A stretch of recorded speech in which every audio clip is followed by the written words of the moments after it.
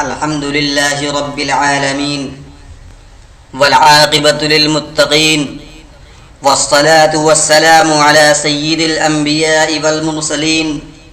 وعلى آله وأصحابه أجمعين أما بعد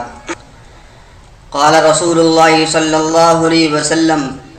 إذا أتاكم من ترضون خلقه ودينه فزوجوه إلا تفعلوا تكن فتنة في الأرض وفساد عريض۔ نکاح ایک عظیم عبادت ہے جو نہ صرف دو افراد کو جوڑتی ہے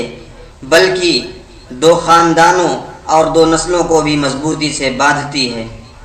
آج کے اس بگڑے ہوئے معاشرے میں ہمیں نکاح کے لیے دین اور اخلاق کو بنیاد بنانا چاہیے، نہ کہ مال و دولت یا خاندان کو۔ حدیث کا متن ہے عن ابی ہریرہ رضی اللہ تعالی عنہ قال قال رسول اللہ صلی اللہ علیہ وسلم اذا اتاکم من ترضون خلقه ودینه فزوجوه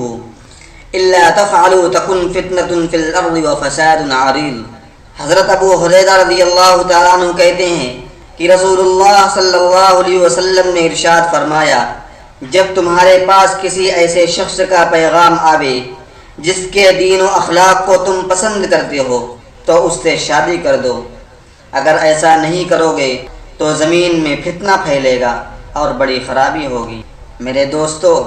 اس حدیث مبارکہ میں اللہ کے حبیب صلی اللہ علیہ وسلم نے ایک سنہری اصول بیان فرمایا کہ اگر کوئی رشتہ مانگنے آئے اور اس کا دین و اخلاق تمہیں پسند ہو تو فوراً نکاح کر دو۔ اگر تم نے دیندار اور با اخلاق شخص کو صرف دولت یا دنیاوی حیثیت کی کمی کی وجہ سے ٹھکرا دیا تو یاد رکھو زمین میں فتنہ پھیلے گا اور فساد عام ہو جائے گا۔ آج ہم دیکھتے ہیں